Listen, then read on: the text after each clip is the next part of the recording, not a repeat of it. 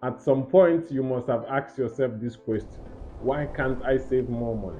You know you should be saving more, but it doesn't seem to be happening until now.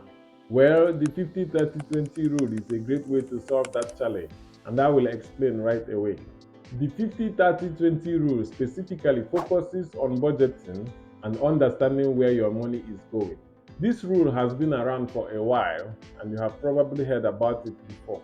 And the most interesting part is that this rule is easy to follow and straightforward to use. There are some important details to note while using this rule that I will be sharing with you towards the end of the video, like how to adjust these numbers to better suit your personal circumstances, especially during the first few months of using it. So be sure to watch until the end. Hello and welcome to Technique Finance. My name is Naidu. Let me break it down how this rule applies to an average person like you and me. Think of your income as a giant pie. This pie can be your salary, what remains after tax deduction, or income from your side hustle or business. Divide this giant pie, which represents your income. You allocate 50% to your needs, 30% goes to your wants. The remaining 20% will go to your savings and also to paying down of any debts that you may have. More on that later. Here is an example. If your income after tax is $2,500 every month, then 50%, which is $1,250, will be set aside for your needs. I define needs as the basic necessities for you to live. According to Wikipedia, needs are things you require to live a safe, stable, and a healthy life. Examples of your needs include food, housing, utilities, healthcare, insurance, transportation, and so on. And these are just the basic needs.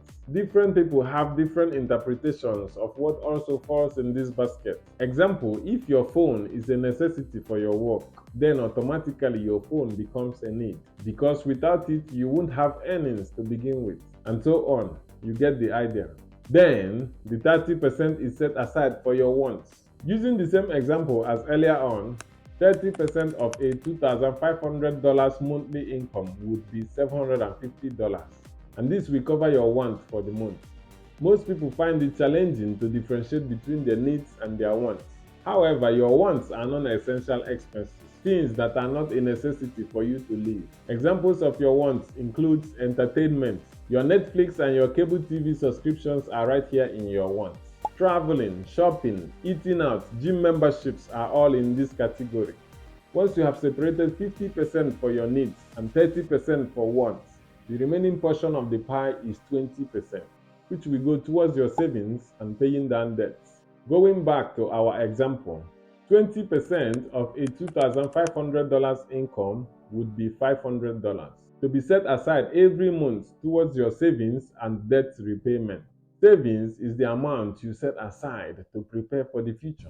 Now, how exactly you use this part of your budget depends entirely on your personal circumstances. Whether your ultimate goal is building an emergency fund or developing a long-term financial plan such as investing, or even preparing for a down payment on a house. Also, you can use this portion to pay down existing credit card debts or any other kind of debts you may have.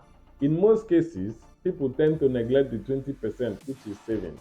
True, it can be hard to maintain, especially at first, but the money you save is what always makes the difference in your financial life and open doors of opportunities for you down the line. The beauty of the 50-30-20 rule is its simplicity and structure. The rule is easy to use and requires you to track only three categories of your spending. And it also provides a clear guide where your money should be going.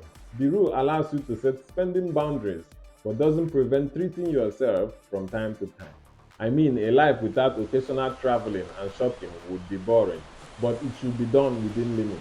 And the rule also clarifies how much you should be saving. Oftentimes, people ask, can I modify the percentages in the 50-30-20 rule to fit my circumstances? Well, yes, you can modify these numbers based on your current financial circumstances and priorities. Adjusting the percentages can help you tailor the rule to better suit your financial goals and needs. This is especially relevant for those with low incomes or people who live in areas with high cost of living. On the other hand, if you are eager to achieve your financial goals quickly, you could also adjust the numbers and maybe reduce your wants to 20% and increase your savings. This is usually what rich people do early in their life, reducing their needs and wants and maximizing their savings to start investing and growing their money. Are you currently following any budgeting rule? If not, then be sure to try out the 50-30-20 rule. Drop a yes in the comment section if you find this video helpful. Thank you for watching. Go ahead and smash that like button and subscribe. Don't forget to ring the bell. I will see you in the next one.